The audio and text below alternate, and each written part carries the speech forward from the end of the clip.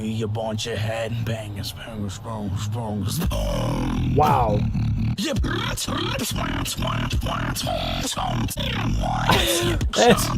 what? Like it's straight up. It is like larynx gymnastics, right? I think so. Vocodah Headbangers. Yeah. Yeah. This is Vocodah Headbangers. Some nasty inward bass variations. We a bunch of headbangers. We a bunch of headbangers. We Wow. a bunch of headbangers. We a bunch of headbangers, bangers, bangers, bangers. Wow.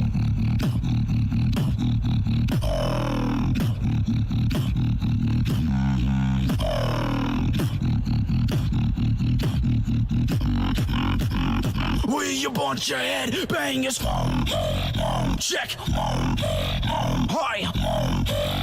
Horn. Real rhythm goes Whoa. like.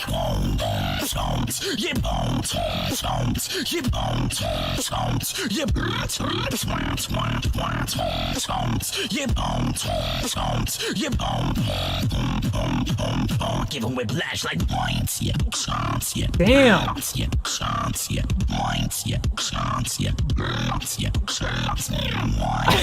That's what?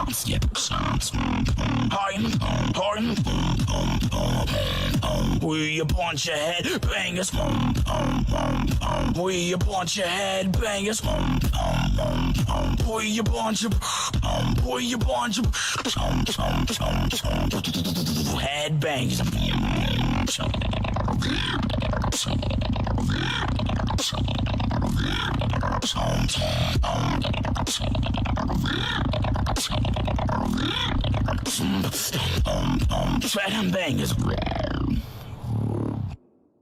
Yeah, just some inward bass there. Not much special about it. We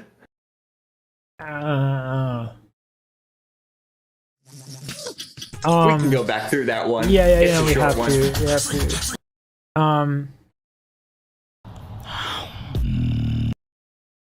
This is actually a really great angle to talk about some of these things.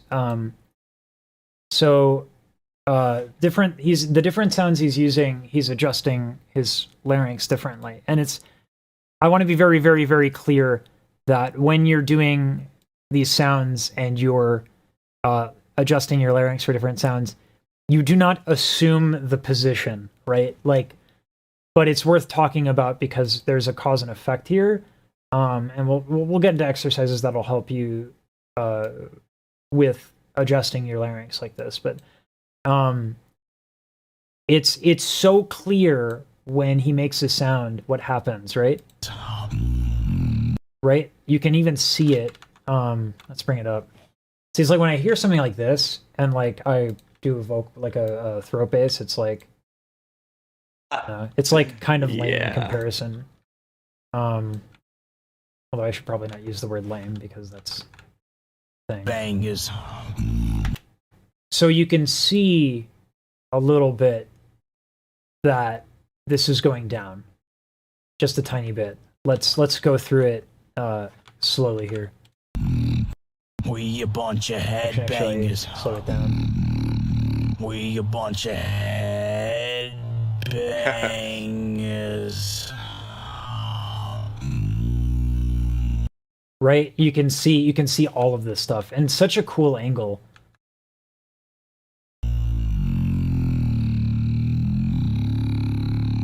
I wish they didn't zoom in there. Bunch of headbangers. It's actually kind of good in slow motion too. Here's the high inward bass coming up. Yeah. And that is the extreme moment. Like, that is most definitely the extreme moment where you can see very clearly that there is a tremendous amount of lowering of the larynx here.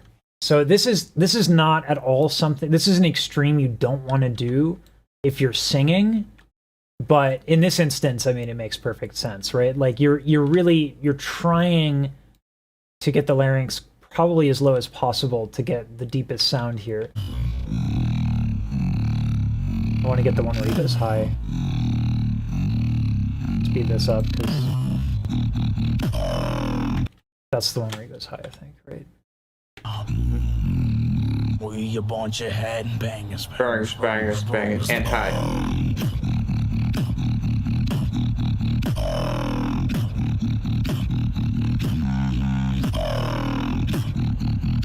God, it sounds so freaking sick. Yeah. We a bunch of headbangers. Check. Hi. That's a perfect example. So this is a perfect example of like larynx gymnastics right here. Hi. You can see his throat Goes move. like.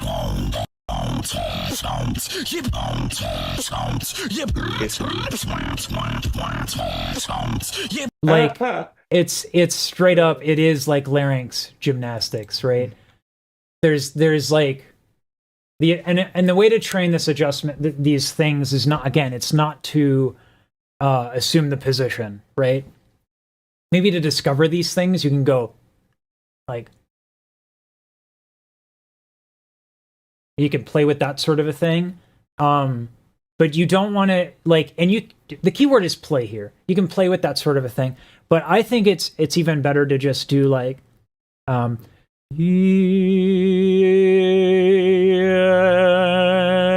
like just morphing your vowels and playing around with that so you have context. And that'll help you a lot with resonance, and that'll also help you a lot with understanding, because it's not just, you're not just lowering and raising your larynx, right? There are other things going on, and you have to make room for those other things. So you can practice lowering and raising your larynx, but do so in the context of like vowels and resonance and other things, and you'll be much better off.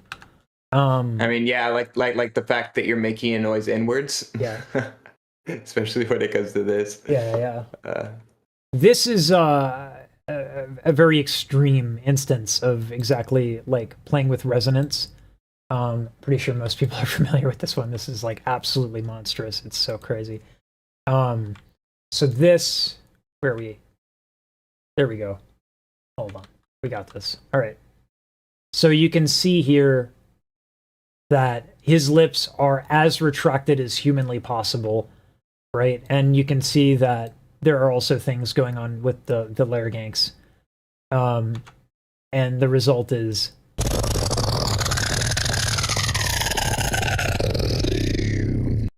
right. So that is why you play with this stuff, so that you can have an entire range of motion and think in terms of that instead of like an assumed position where you're going to have a static sound.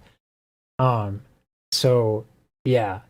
A lot of being a beatboxer is just making your face into weird sounds, trying to find a new sound, you know? Yeah. It's just like, what if I do the left side of my mouth a little lower, or like just little micro adjustments to find these sorts of sounds. Yeah, it's very much playing.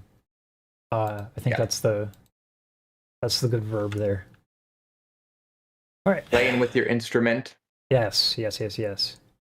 Making face hole into shapes.